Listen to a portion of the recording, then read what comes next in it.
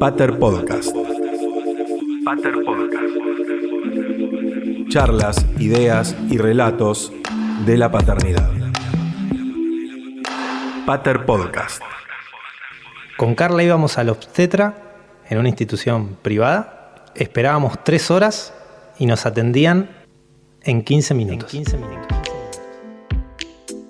En este episodio me parecía importante que pensemos, en este camino de pensar otras paternidades, que pensemos en el sistema de salud en Argentina. Un país donde cada habitante, bien o mal, accede a la atención médica. Pero claro, uno podría pensar también en la crueldad del sistema de salud, cómo se replica eso también en los varones. Decíamos en los primeros episodios que nos quieren lejos, decíamos también que nos necesitan productivos, y también, y ahora entra acá esta parte de nos hacen sentir innecesarios, como ¿para qué vamos al médico? ¿Para qué acompañamos al obstetra? ¿Para qué vamos al hospital? Sí, siempre nos concentramos en las violencias ejercidas sobre las mujeres, en este caso sobre la mujer embarazada, porque bueno, claramente es el principal foco de un sinfín de microviolencias institucionales, en este caso hablabas del sistema de salud, pero eso no significa que quien acompaña, en el caso nuestro, que bueno, situamos este podcast en una paternidad de un varón cis, heterosexual y demás, no es siempre esa la figura que acompaña, pero sí en este caso, en este juego al que les invitamos a escuchar, también es una figura que va a sufrir o que va a recibir una serie de, si querés, microviolencias. Y una es esta de, bueno, estás bastante de más. Sí, y también que se une con algo que, no sé vos qué opinás, pero que a mí se me hace generalizable, digamos, de alguna manera. Que los varones de por sí no vamos a controles de salud, ¿viste? Los varones en general no están educados para cuidar ni para autocuidarse. No es solamente que no se les da una muñeca de chicos o de chicas, de chicos en este caso, para jugar a maternar o a paternar, sino que tampoco se los educa para acudir regularmente a un control. ¿Cuántos hombres adultos van solamente si les saca turno la esposa, por ejemplo, ¿no? Si se ocupa. ¿Cuántos van solamente, esto está comprobado, hay un montón de estudios, solamente cuando ya están muy en la última y no para hacerse controles, ¿no? Y además partamos de la idea de que nosotras de adolescentes empezamos a tener este mandato o esta obligación de ir una vez al año por lo menos al ginecólogo o a la ginecóloga. Eso no existe en los varones. Entonces, un varón que no fue educado para autocuidarse, de pronto tiene que acompañar a otra persona a cuidarse. Sí, de hecho te voy a decir algo muy personal, pero quizá otros padres también lo comparten. Como que a veces solo tenía sentido ir si iba a la ecografía, porque era como que ahí lo veía a mi futuro hijo, digamos. Si no, no me conectaba, era como que necesitaba ver para conectarme. Entonces ahí es donde empiezan las preguntas. Digo, ¿esta es la manera de acompañar? ¿Cuál sería el acompañamiento más humano, incluso para nosotros? Digo, en un sistema donde te decía, muchas veces cuando iba al obstetra me hacían sentir como, ¿para qué iba?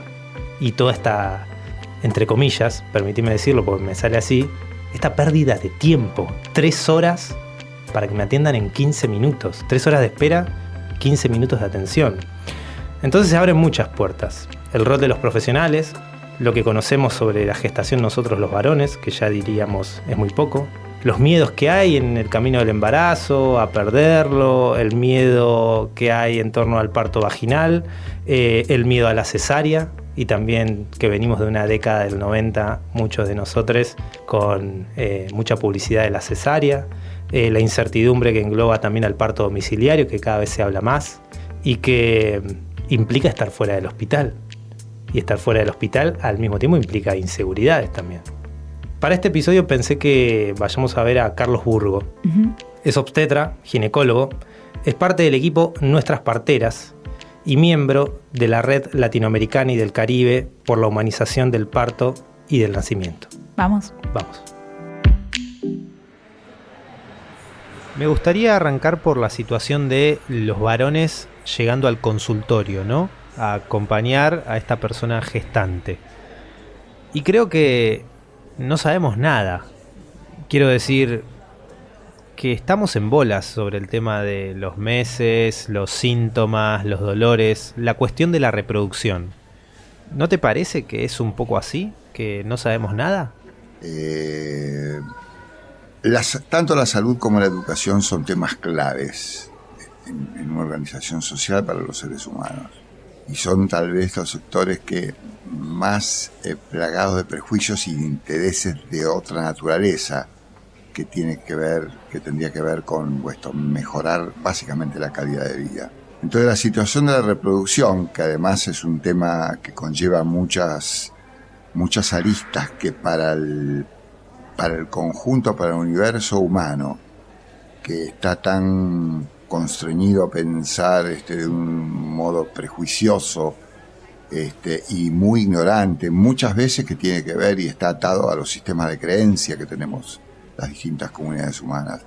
Entonces hay situaciones, específicamente en el tema de la salud y específicamente en el tema de la reproducción, que está profundamente intervenido en lo subyacente con la sexualidad. Entonces, este es el primer gran escollo, digamos, porque de alguna manera es un tema que precisamente por muchos sistemas de creencias es un tema que está lleno de prejuicios, de rituales, y entonces esto trae todo un desbarajuste general, la comprensión del problema, y bueno, nosotros decimos algo que nos parece sustancial. Finalmente, el momento de parir, el embarazo y el momento de parir, está íntimamente vinculado a la sexualidad. La sexualidad se manifiesta ahí en su plenitud. Esto hace que en la práctica cotidiana, haya muchísimas limitaciones en quehacer, en esta actividad volcada a brindar salud o ayudar a que cada uno encuentre su camino. Por eso hay un montón de rituales del orden médico que, al desconocer o hacerle un ole a esta cuestión de dónde venimos, de qué venimos, después haya actitudes y actividades de lo asistencial que están tan influenciadas en un sentido negativo por todos estos prejuicios, que terminan generando un montón de prácticas que no acuerdan a pensar precisamente en la implicancia de lo que es la salud. ¿Sabes que hay algo que me pasaba cuando acompañaba a Carla al obstetra? Y es que un poco a medida que iban pasando las consultas, empezaba a sentir como para qué estaba ahí, ¿no? Como para qué iba.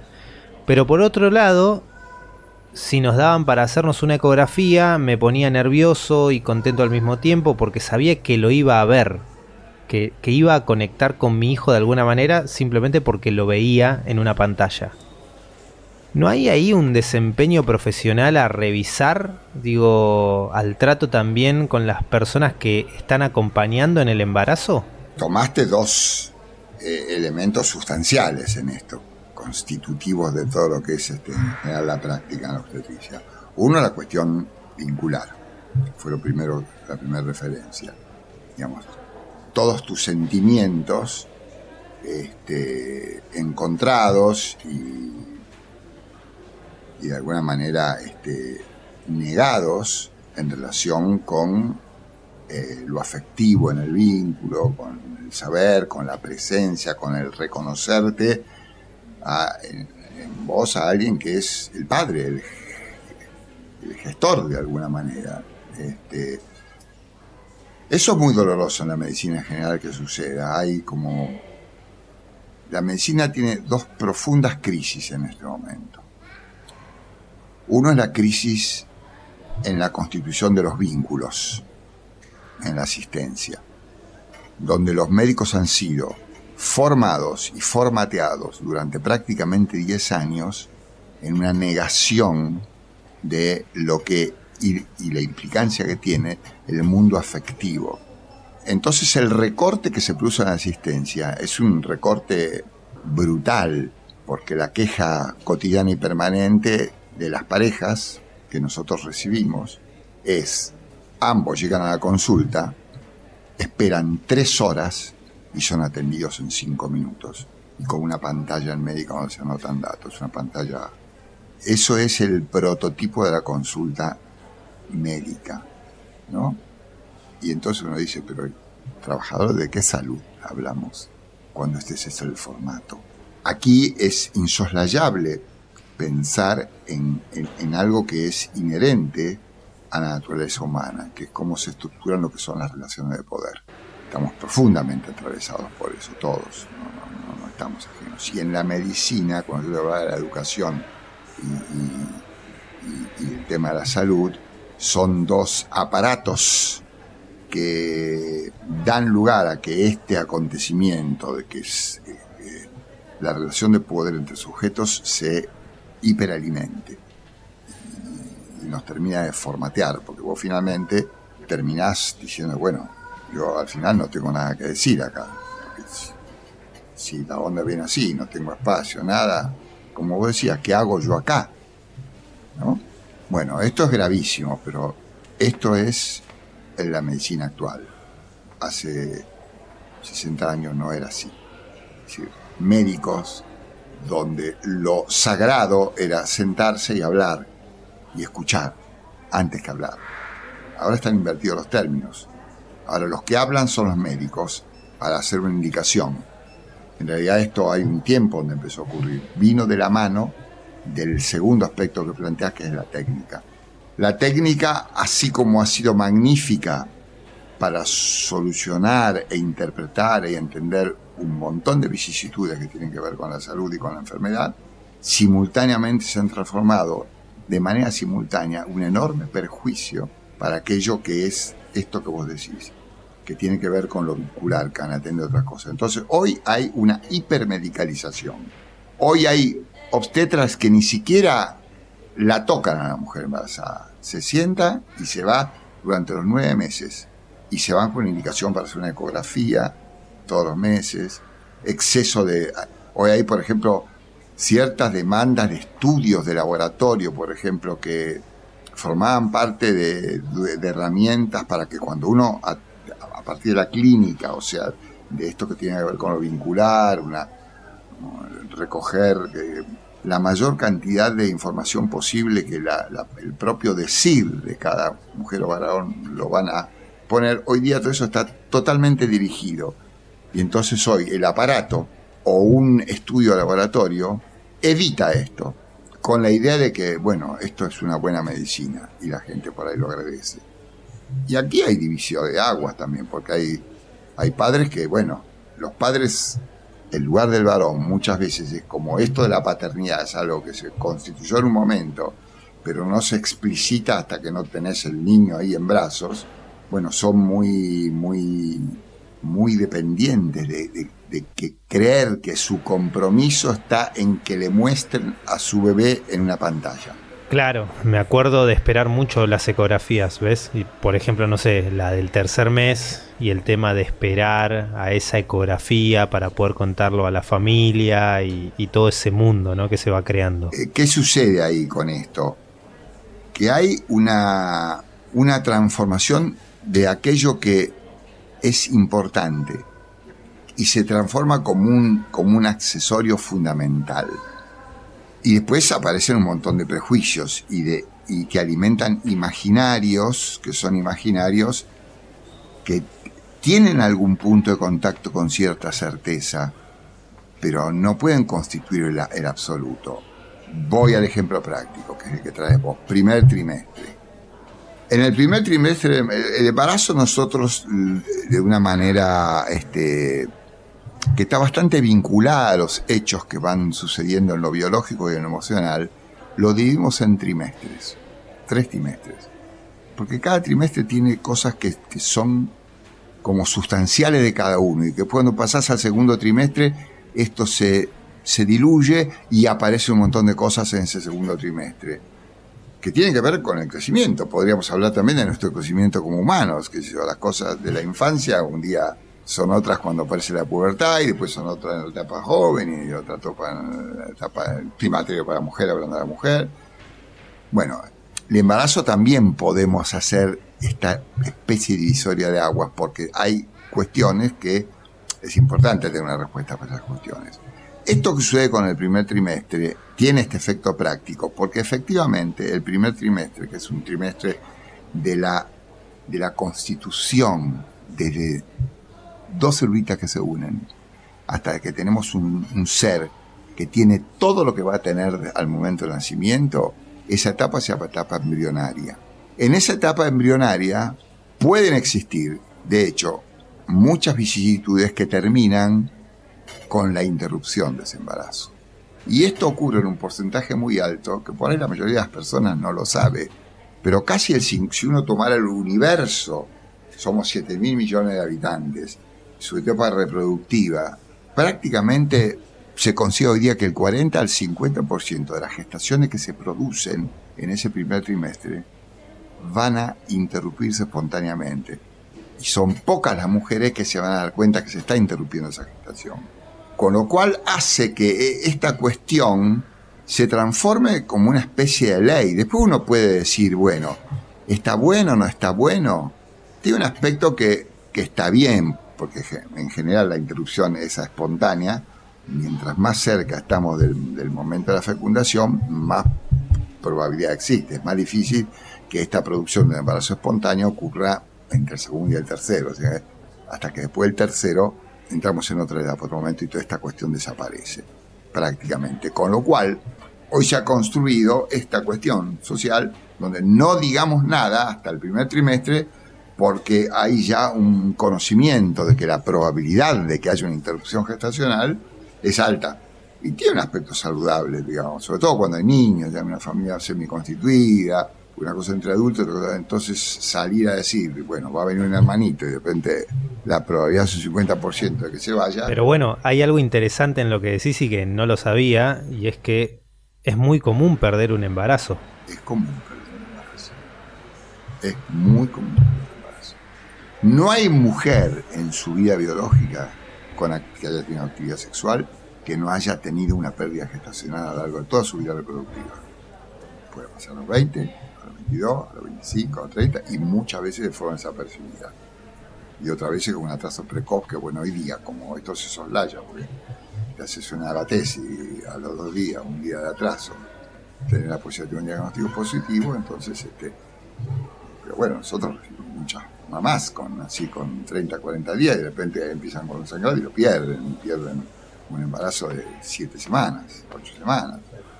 Entonces, con respecto a la ecografía, hoy día hay un abuso que tiene que ver con el médico que se planta, tiene la pantallita, hace una receta, pide una ecografía todos los meses y la madre está sentada ahí y el intercambio que se produce de palabras es, bueno, esto, lo que hay que hacer, lo que no hay que hacer, etc.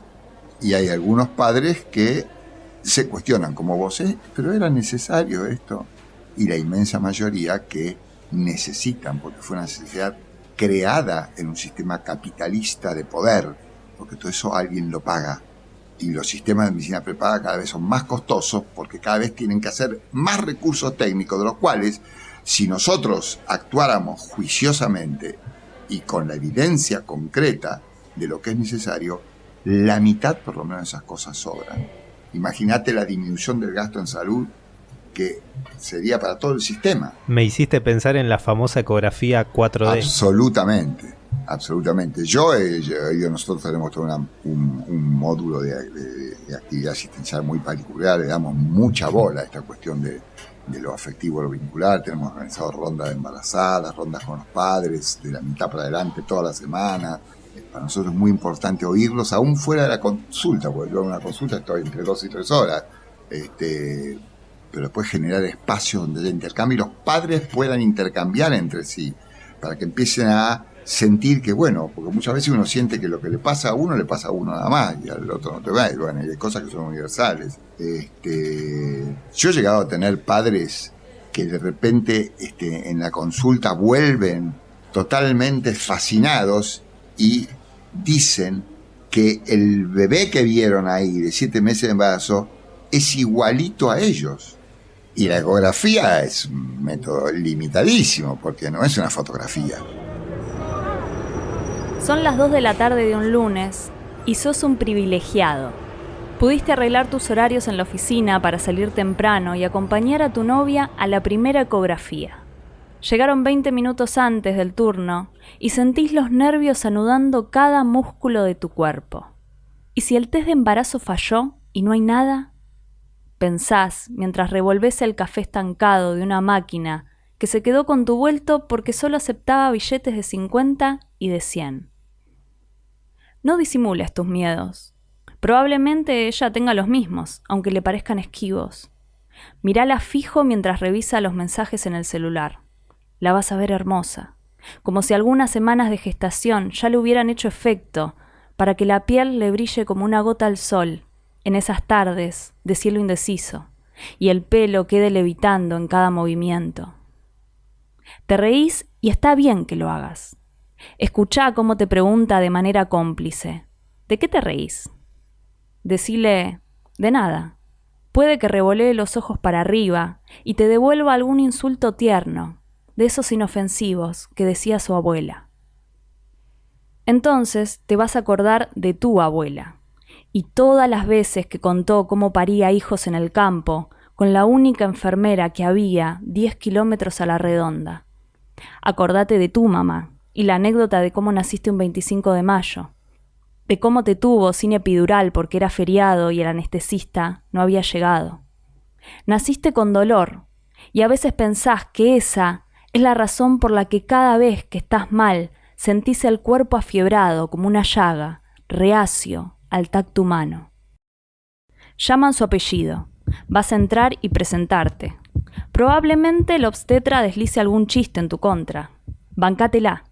Tu ignorancia no solo es culpa de las deficientes clases de salud y adolescencia que tenías en la escuela. Siempre tuviste la opción de buscar, y no buscaste, hasta ahora, que estás acá, y los ves reírse a carcajadas, y vos no entendés absolutamente nada de lo que dicen, y te da bronca. Pensá, loco, yo también estoy acá. Y acercá más la silla al escritorio para hacerte notar. Presta atención, preguntá, acompañá. En definitiva, ahí sos el aprendiz. Pensá, ¿cuánto falta para irnos? Inspirá, rascate la cabeza, volví a mirarla en la camilla tendida con la frescura de un día de playa y escuchá la ola rompiendo con las palabras «y estos son los latidos». Sentí el crujir de cada músculo rompiéndose hasta desbordar con cada golpe perfectamente rítmico. Ahora, dale la mano, apretala fuerte. Otra cosa que te quería preguntar es si cambió algo con el tema de los acompañantes luego de la ley de parto humanizado.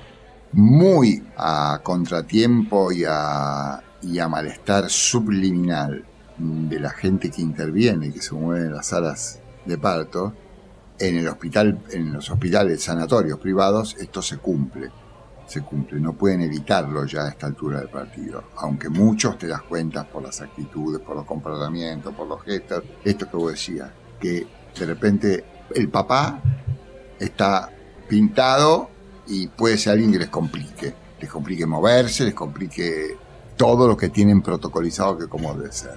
Bueno, otra vez, la estructura de poder ahí, ¿no? Nosotros, ni que hablar las cuestiones del lenguaje, cómo se meten, hasta nosotros perdemos la autoridad. Digo nosotros, el equipo obstétrico, que particularmente nosotros hay un modo asistencial, un compromiso que no tiene nada que ver con el sistema, pero también quedamos aparte, porque ahí aparece la figura del neonatólogo. Él todo dice cómo debe hacerse, etc. Es notable verlo. Es muy difícil que nosotros logremos que el neonatólogo, en general los lugares de asistencia de ese recién nacido no están en la sala de parto. Hoy, por suerte, algunos sanatarios lo están incorporando dentro para que no haya un desplazamiento. Si no, el padre tenía que irse con el bebé y quedaba la madre sola acá. Porque, claro, se privilegiaba al bebé, porque el primer contacto que el papá iba a tener iba a ser un contacto ahí, entre comillas, porque se lo llevaba el neonatólogo, se lo llevaba a una habitación, y bueno, y hacía todo lo que tenía que hacer.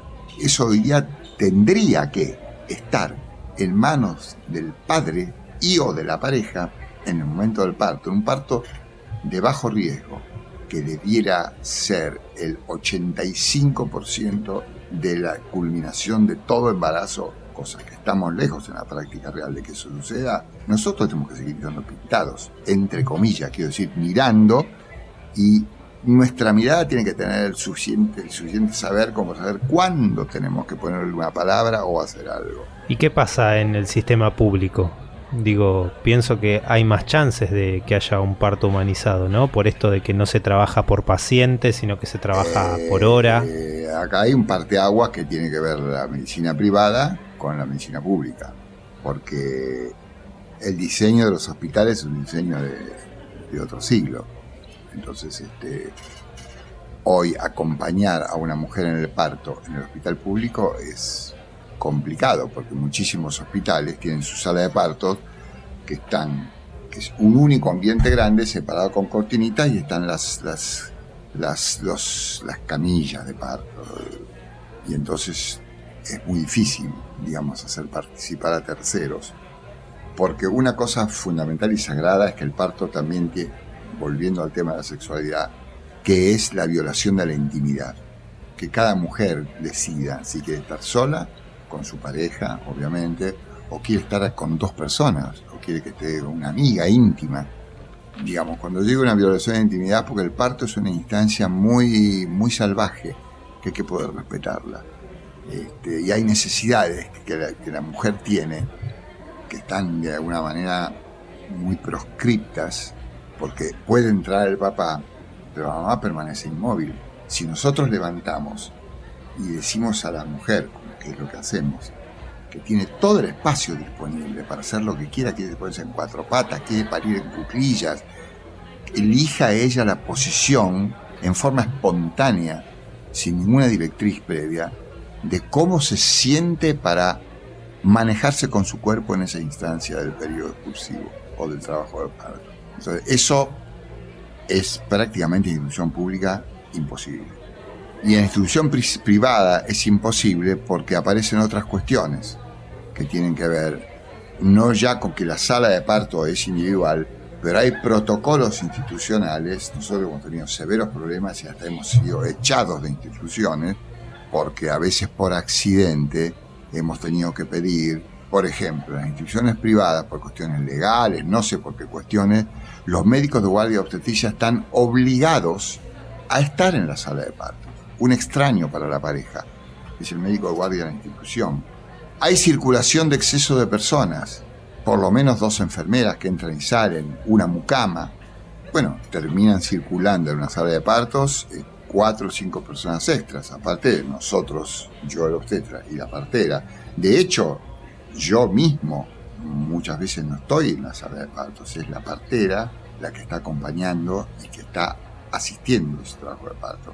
Yo en lo personal y en mi equipo tengo muy reducido mi rol, porque solamente es para resolver aquellas cuestiones que yo tengo las competencias como para deber resolverla.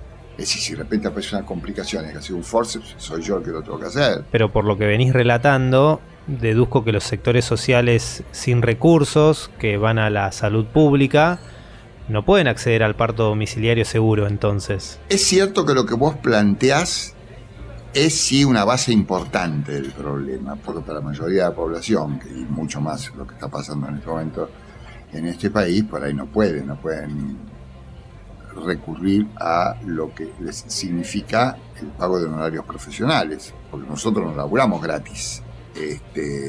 Tenemos mucha dedicación, tiempo y tenemos que sostener toda una estructura. Entonces, porque las parejas que no tienen por ahí el recurso tienen que depender, a veces nos toca que tenemos que nosotros, porque hay como mucha vehemencia en este deseo y las acompañamos, pero cuando no tenemos un plan, que lo llamamos plan B, que es recurrir a una acción que no vamos a hacer en la casa, por una cuestión de seguridad, porque de repente la madre se quedó sin contracciones y pasan 3-4 horas y se cansa y no duerme una noche, y bueno, tenemos que ir a usar algún recurso, herramienta que en la casa no lo vamos a usar, o de última ir a hacer una cesárea. Entonces hay parejas que de repente esa posibilidad no tienen y no tienen ningún lugar donde recurrir, tienen que ir al hospital público, y nosotros tenemos prohibida la entrada en un hospital público porque no formamos parte del sistema público. Los profesionales que ascienden a los hospitales públicos tienen que tener una relación contractual con el hospital. Distinto es el sanatorio privado, que forma parte del sistema privado, que tiene como 2 segmentos: el sistema de la medicina prepaga y el sistema de la obra social. Esos dos constituyen lo que es lo privado, digamos. Yo te diría que el 85% que te digo que atendemos, que atendemos en las casas, por ahí el porcentaje que no tienen cobertura de salud es relativamente bajo, pero que existen. Somos varios los equipos que atendemos partos en domicilio, planificados en el domicilio. Y se usa mucho esta falsa idea de riesgo, porque en realidad cuando un equipo planifica y tiene la formación suficiente, es muy rara la emergencia. En realidad, cuando uno tiene una buena formación, vos anticipás la emergencia, ¿no? Como si tenés un día un ruido en el auto y a ver, de repente está por aparecer un problema y lo solucionaste. Así en muchas otras situaciones de la vida cotidiana. Entonces a los bebés los escuchamos con frecuencia, atendemos mucho. Primero que no puede así, cualquier madre no puede planificar un parto en la casa. Tiene que haber tenido un embarazo controlado durante los 9 meses. O sea que hay toda una serie de instancias previas que a vos te van dando seguridad donde te vas parando.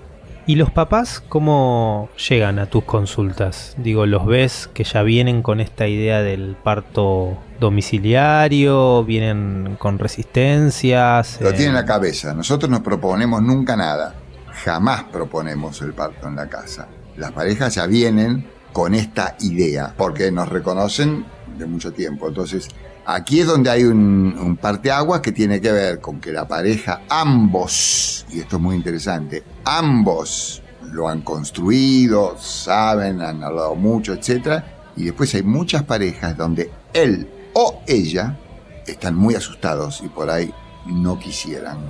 Y él o ella, cualquiera de los dos, vienen, porque también tenemos papás que las traen a ellas, porque ellos tienen una historia, porque mi abuela parió a mi madre, que yo, y no, y el parto y leí, que yo y ella está muy asustada, y viceversa. Pero nunca nosotros hacemos una propuesta. Esto tiene que ser una decisión espontánea. Nosotros no de ninguna manera vendemos, porque no es algo para vender, es algo que tiene que surgir de una necesidad que se ha construido de X manera. Y nosotros ahí entonces empezamos a intervenir y a darle respuestas. Y bueno, tenemos que dar respuestas tranquilizando, hablando de todo esto, generando un espacio de confianza. Y después de ahí donde los grupos operativos estos que ocurren la mitad del segundo trimestre en adelante hasta el fin del embarazo, bueno, ahí después vienen las parejas, cuentan sus partos. Bueno, hay construido todo un sistema donde da mucha seguridad. Pero no sé, imagino que los varones igual somos los más temerosos. No necesariamente. No, yo te digo que la inmensa mayoría vienen ambos totalmente con resquemores, eso sí, con que vienen con algo que se les ha forjado como idea por distintas razones, pero que no terminan. ¿Por qué? Porque ¿qué es lo que pasa? Porque cuando hablan de esto, empieza el primer escollo. Yo tengo anécdotas de todo tipo de color, pero cada tanto cuando aparecen estas cosas así, estas charlas, etcétera, ahora me aparece, por ejemplo, hace ya unos cuantos años, yo atendí el primer parto de una chica, ahí en la zona del Congreso, me acuerdo, fue un parto hermosísimo. Todo mi vínculo era con la pareja, nuestro vínculo con la partida, etcétera. Pero al segundo o tercer día de control puerperal, yo llego a la casa, estaba la madre de ella, me agredió porque usted le lavó la cabeza a mi hija para que tuviera este parto del cual yo estaba totalmente en contra. No pasó nada. Bueno, eso hay muchas parejas, yo te diría la mitad más uno, la mayoría, y en ese sentido nosotros los adiestramos bastante cuando vienen con esta propuesta se va firmando y se va conformando.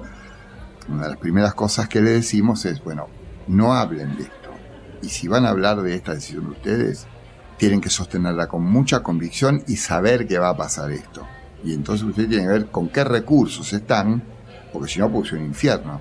No, tengo parejas, por suerte son las menos, donde los padres son terribles en relación con sus propios hijos. ¿Sabes qué? No puedo dejar de decirte que siento como que hay una contradicción igual, ¿no? Porque estamos acá para que también se hable de esto, y vos me decís que a veces pedís a los futuros padres, madres, que no hablen de esto. Sí, hay una contradicción ahí, ¿no? Sí, inevitable, es lo dialéctico, presente, es inevitable. Entonces uno tiene que ver con el mejor camino. Yo lo que digo no hable siempre lleva un correlato de tratar de entender, porque cuando yo digo no hable no es un absoluto, no es la negación de que hablen, porque hay parejas que lo toman lo interpretan, buscan las posibilidades y salen con todo, pero les sirve al revés, les sirve a afirmarse en su decisión. Pero bueno, esto es constitutivo de cada pareja. Yo primero hago la advertencia, porque me parece que es importante la advertencia con lo que se van a encontrar, porque de repente hay parejas que creen que todo es bucólico, van y le cuentan a los papás y de repente les tiran con la espada de Damocles en la cabeza. Entonces, bueno, ojo, estén advertidos. Imagínate que nos está escuchando un papá que está por atravesar los primeros meses entre consultorios, los miedos, las dudas, la ansiedad. ¿Qué le advertirías? Bueno, de alguna manera la respuesta la está dando vos. O sea, cuando vos decís, pero ¿cómo? ¿Te sorprendiste? Yo digo, no, pero no, hay que hablar. Sí, hay que hablar. La primera cuestión es que hay que pensar con qué recursos, que cada uno tiene que poder pensar con qué recursos, poder hablar y hablar. Esto que acabas de decir, hay algo que para nosotros es complicado y siempre nos aparece el cuestionamiento, porque también nos pasa que muchas parejas después no hablan de esta experiencia, atraviesan experiencias magníficas y después queda como para su mundo interior. Hay como también esto que decís, ¿no? Está subyaciendo siempre el temor. Bueno, yo viví esto mañana, pero está la hostilidad, que entonces no lo abro. Y aquí, de alguna manera, a este nivel sí me contradigo y digo, sí hay que hablar, y está fantástico que vos hagas esto. Me parece que esto hay que instalarlo, porque hay una negativa muy fuerte, y vuelvo a insistir con este concepto de la criminalización. Los padres son criminalizados. Nosotros somos los... Bueno, no sé qué adjetivo usar. Sí, te entiendo, porque aparte está esta cuestión de que los varones, encima de que no hablamos nada, también durante el embarazo como que hay un sector que nos exige ser la voz de la razón. Bueno, la ley del padre es esa, ¿no? El padre no le puede pasar nada y entonces la ley es que el padre tiene que poner el orden, digamos, y el juicio y... Bueno, pero esto ya entra en otra vertiente, ¿no? Bueno, pero un poco lo que me queda es que, y lo que podríamos decir, es que si bien es lindo y se disfruta, o se puede disfrutar mucho, también es difícil. Tienen que saber que es muy difícil, porque hay una estructura política, hay una estructura muy que lleva culturalmente muchas cuestiones, siglos, qué sé yo, y muchas son construidas dentro de un sistema que es un sistema, bueno, qué sé yo, un sistema capitalista en el cual vive, donde hay muchísimas cuestiones que están sujetas a cuestiones de poder y poderes económicos y la industria farmacológica, bueno, entonces muchas cosas de estas, y cierro acá, lamentablemente se sostienen en la ignorancia, y este es un gran problema, y aquí es donde yo puse lo de la educación en primera instancia, porque no es posible que los individuos se formen y haya cosas de las cuales nunca sean instruidos a lo largo de la vida. Y los varones, sobre todo, porque los varones tienen que estar subsumidos a un sistema de producción. Los varones tienen un rol histórico que cumplir. Y no pueden, ¿viste? Porque hay estructuras de poder tan poderosas que cómo se evita esto. ¿Sabés la cantidad de padres que nosotros tenemos que lloran porque tienen laburos que a las 48 horas tienen que irse a laburar? La lactancia no es materna. La madre da la teta.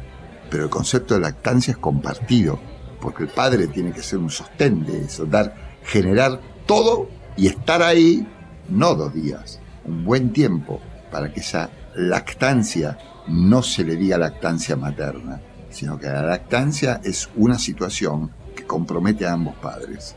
Muchas gracias, Carlos. La verdad me encantó la charla. Espero que te sirva. Hasta ahí lo que charlamos con el doctor Carlos Burgo, obstetra, ginecólogo, parte del equipo Nuestras Parteras y, decíamos, miembro de la Red Latinoamericana y del Caribe por la Humanización del Parto y del Nacimiento. Esto último que mencionaba me parece interesante en este recorrido que estamos haciendo, que es esta cuestión de la ignorancia, de la necesidad de la educación y sobre todo que creo, no sé, pienso que a los varones nos interpela un poco más, o nos debería interpelar un poco más, porque tengo esto muy incorporado de decirlo, que es, no sabemos nada. No sabemos nada, nadie nos... O sea, quizás estoy generalizando vagamente, pero nadie nos dijo nada, no nos explicaron. Digo, venimos del polimodal, de los 2000, esos recuerdos donde no había ESI, por ejemplo. Bueno, ahí dijiste la palabra clave. No es que lo venga a resolver todo, pero la ESI aparece como, bueno, para empezar es una ley nacional, tiene ese carácter, eso es muy importante, y aparece como para empezar de a poco a transformar esto, sin caer en el cliché, ¿no? De que, bueno, la educación es la respuesta, va a solucionar todos los problemas y los varones van a dejar de ser patriarcales, pero sí es verdad que tiene un papel fundamental y creo que nos vamos a meter más a fondo con eso en el próximo episodio. Dale, me parece buenísimo. Nos vemos. Esto es Pater Podcast. Idea y realización Alan Benítez. Como editora de género estuvo Ludmila Fernández López.